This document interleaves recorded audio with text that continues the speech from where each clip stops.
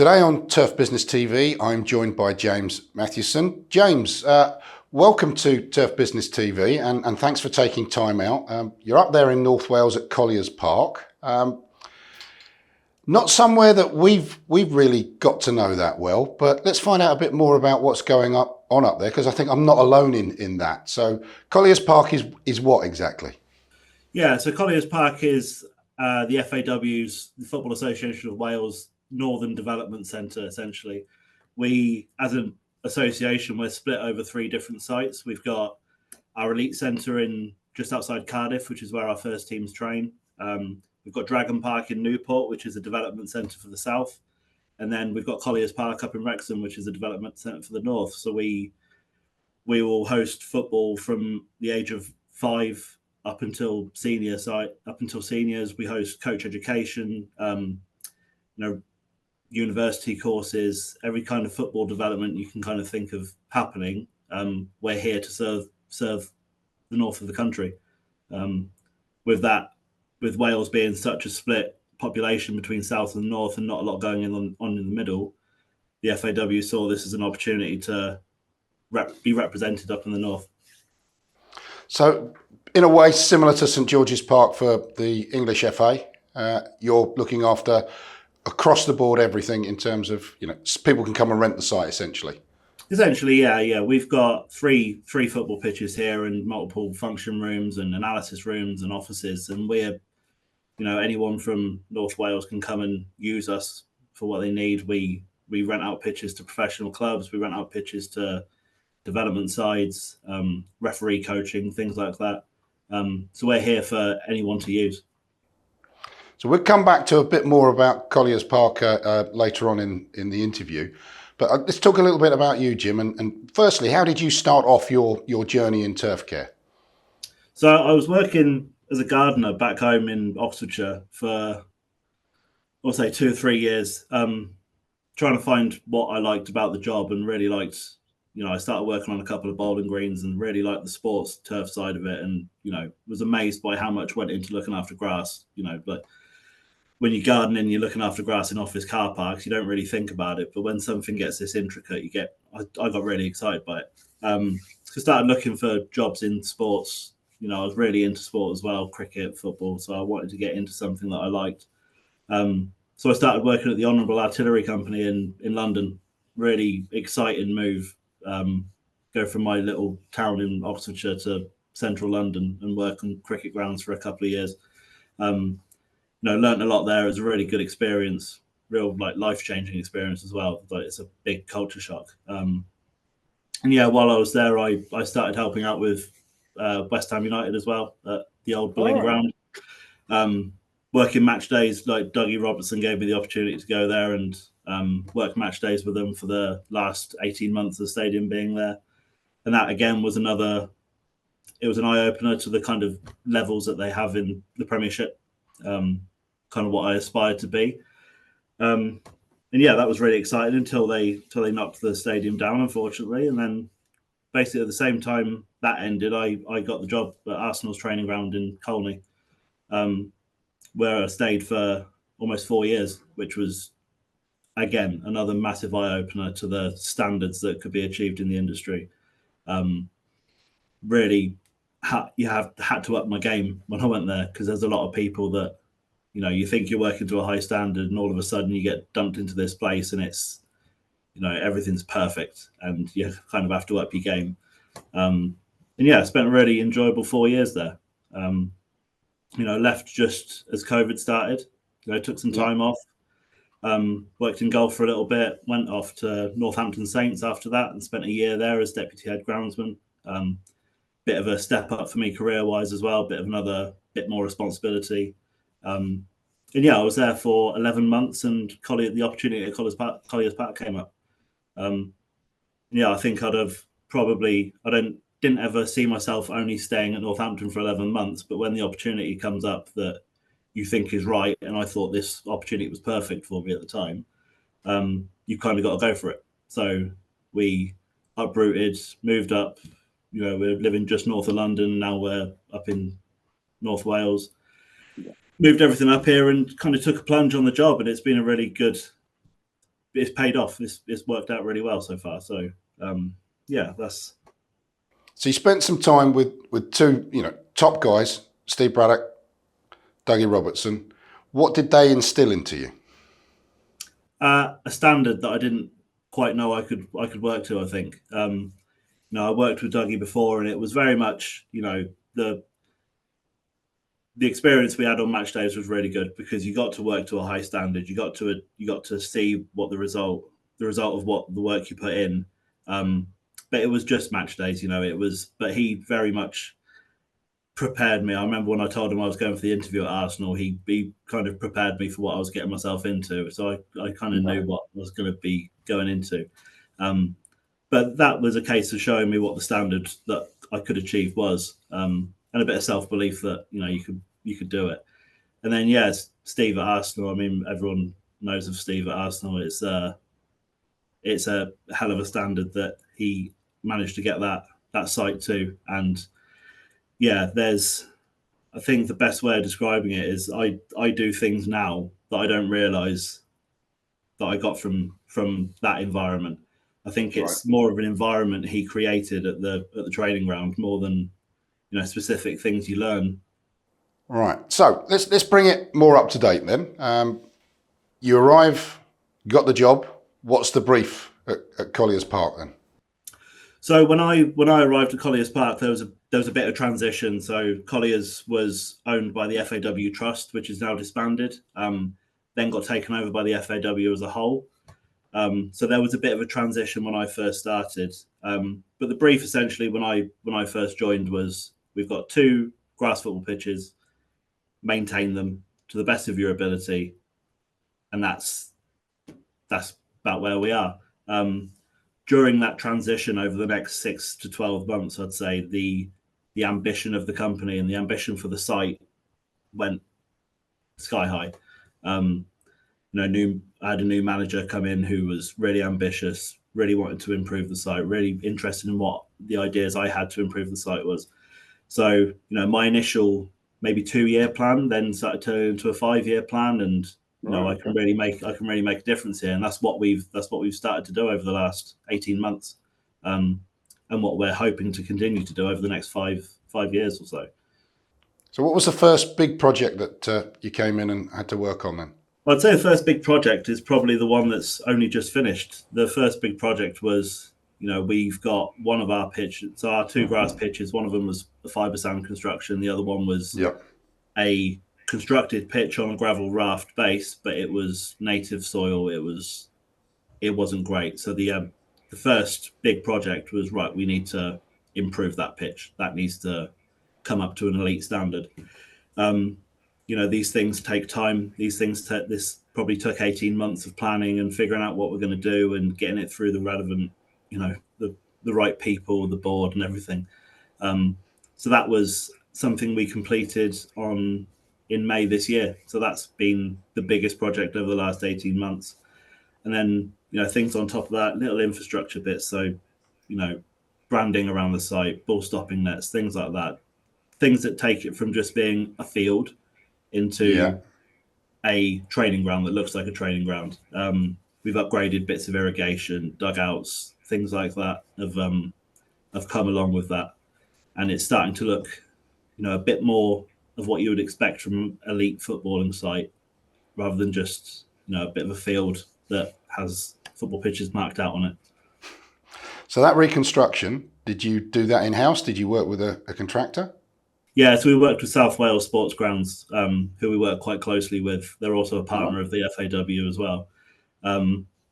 We're quite a distance from South Wales. It's quite a journey across Wales, but they're quite keen to work with the FAW, so we work quite closely with them. They do our renovations, and they helped us work on the pitch reconstruction as well. We also work with Pro Pitch as a consultant on that to make sure what we wanted to do worked. It wasn't quite as simple as taking one layer of that pitch off and replacing it. There was some quite major past construction issues on that pitch that needed addressing. So with the help of Pro Pitch to help us do that, and South Wales coming up with some quite good ideas of how to achieve it as well. that So helped what, us get to where we are. At what point did you bring Pro Pitch in? Was it at the planning, very much the early planning stage, or did you get to a point where you go, that's the profile I want, that's what we need to put in, and then get them involved afterwards? No, we knew what we wanted. We have the exact same construction that we've just put in up here. We've had at our site in South Wales for a few years now, so we knew what we were looking to get. We knew what we wanted to do. Like I said, we worked quite closely with South Wales Sports Grounds to kind of come up with the idea. But going to Pro Pitch was very much a case of, right, I've probably reached the limit of what I know of how to run this. So it was bringing in a company that knew more than I did, knew more than we did here, to make sure we did it properly. It's an investment for the next 10 to 15 years. It's not something we want to just blag our way through. We want to do it properly. So that was the thinking of bringing them in. So we probably brought them in after we'd had initial approval. That's when we brought them in. So probably 2 or 3 months before the process started. In terms of the surface that you've put in, is it hybrid? Yeah, so it's a cis grass hybrid. okay. All sand construction, a bit of root zone, 70-30 root zone in the top. Full cis construction, full hectare worth. So it's a pitch and then an extra training area on the side of it. Okay. And when you grew that pitch in, did you seed it? I presume it wasn't. You didn't bring a carpet in. No, we saw it. So it was an interesting growing. I think we seeded the pitch and we left it for 2 weeks before they started stitching it. So we had 2 weeks worth of growth on there. I'd just done my first cut, and then the stitching machines come on and really hammered it. It was quite painful to watch. I'm used to doing those first few cuts, really, really delicate, nice soft mowers, light, no machines on there whatsoever, and then you've got a massive machine and on there for 8 days, 24 hours a day.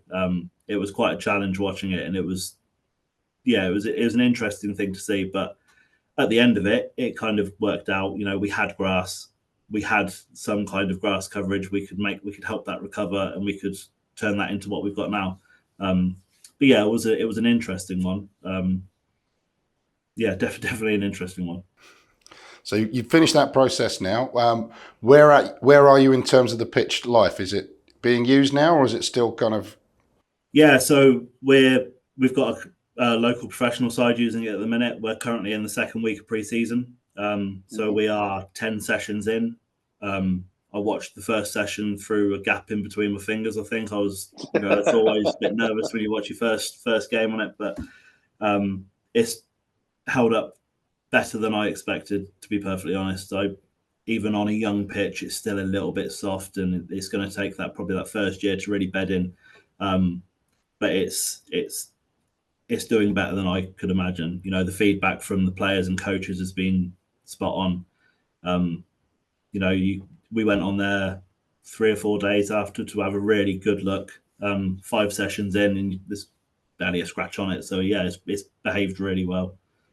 So Jim, other than the construction of that and the installation of the hybrid surface, what other kind of stuff did you do around the infrastructure? Anything? Yeah, so we had a bit of an upgrade to our irrigation. So the original pitch was originally built as 2 separate areas. We had a training area and then a pitch. So we had an irrigation set up for 2 areas. So we turned the new area into one big hectare worth of the same thing, and changed a few bits with the irrigation. So while we were doing that, we took the opportunity to change as much as possible. So our in-pitch sprinklers have all changed, have all been upgraded. Our control system has been upgraded. So we've now got full control over the cloud for irrigation. All the lads can use it. So yeah, we did a bit on that. And then in terms of what we need to maintain the pitch as well, we've bought in a couple of bits of kit. Over the last year in preparation for this, we've invested quite heavily in our equipment side of things as well. So we've got as much as we can out of the project.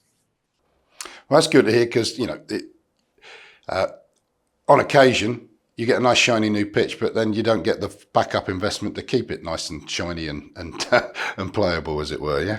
Yeah, I mean, the FAW know how much this is not a cheap project, and they know how much they've invested in this project. So, the one of the things I really enjoy about working for a national association is the fact that all the money that we make goes back into making Welsh football better, and we benefit from that as well. So, there's very much an attitude here of, if we're going to do this, we need to do it properly. So let's build the pitch, but let's also get everything we need to maintain it.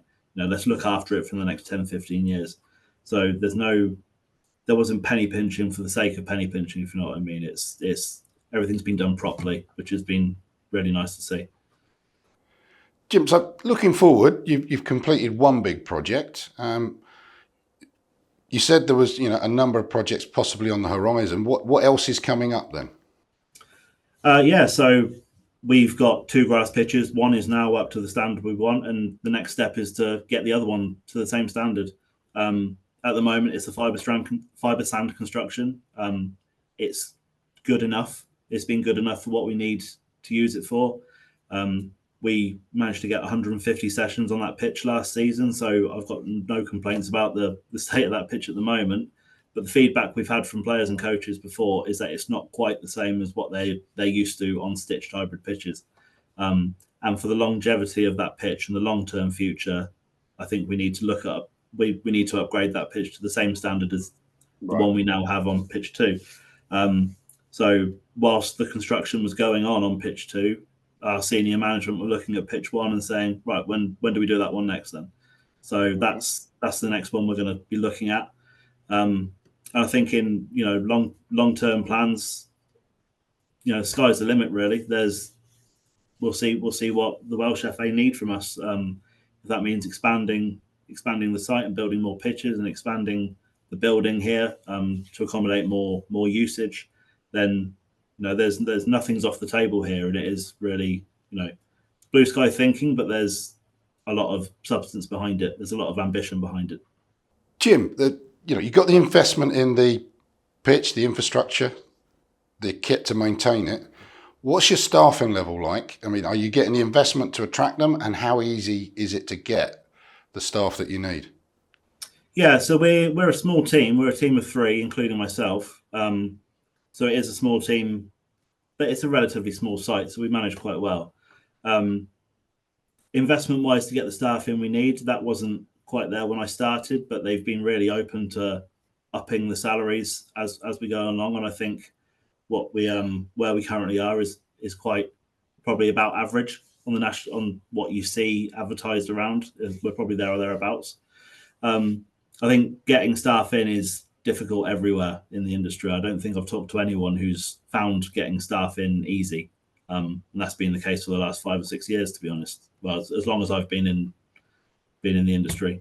And yeah, it's difficult. I think the catchment area we're in as well, I think we're flooded by professional football clubs up here. In the northwest of England, you've got 3 of the biggest clubs in Europe within an hour of us. The EFL has got clubs all around the northwest of England.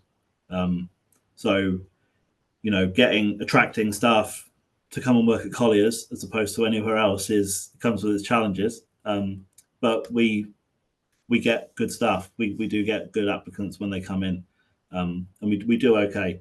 But obviously, it comes with the same challenges that everyone faces. There's a real lack. It seems to be just a lack of interest in doing the job, I think, in general.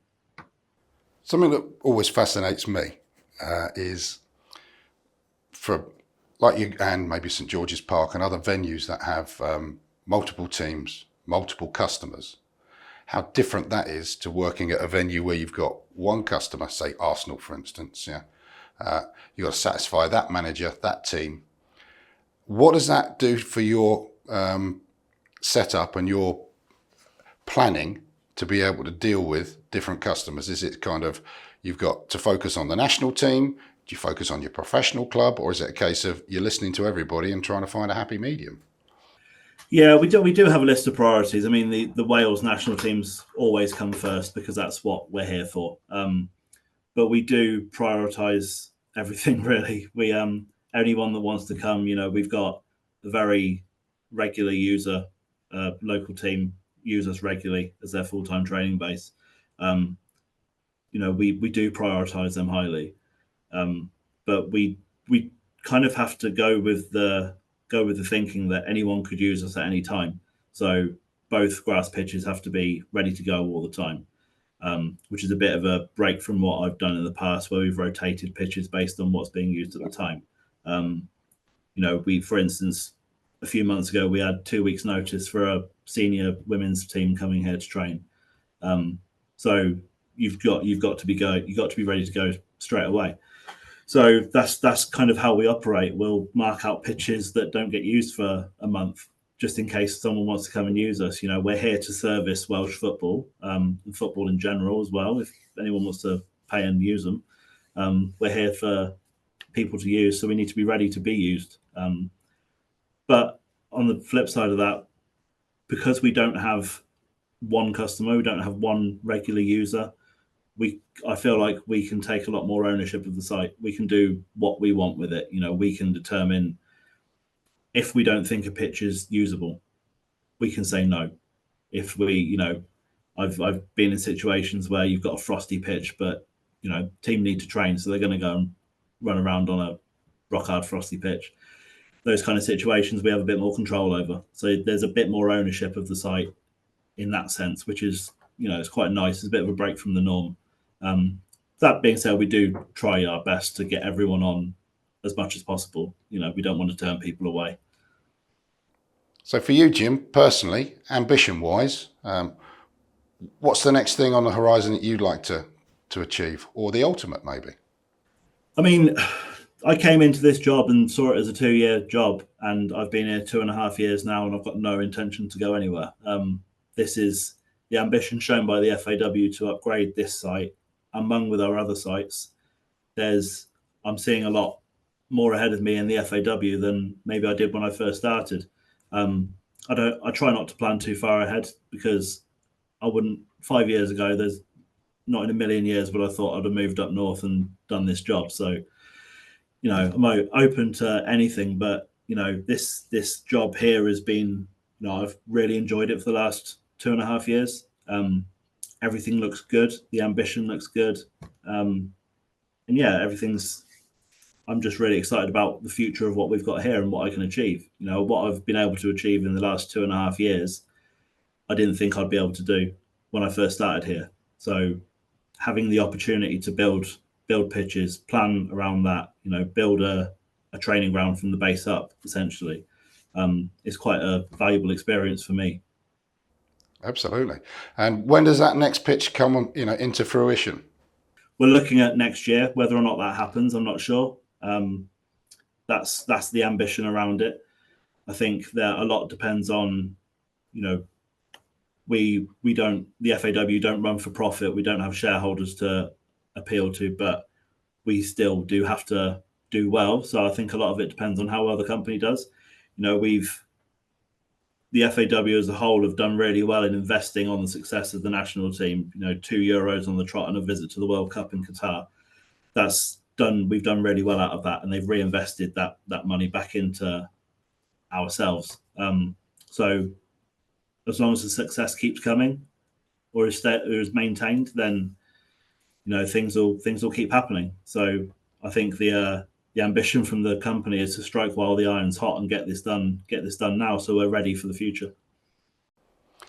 Jim, we look forward to seeing how the next pitch develops and how the one that you've built performs over the next few years, and hopefully catching up with you again really soon. Thanks for your time today. Fascinating to catch up with you, and it's been really great to shine a light on what you're doing up there in North Wales. Great. Thank you very much.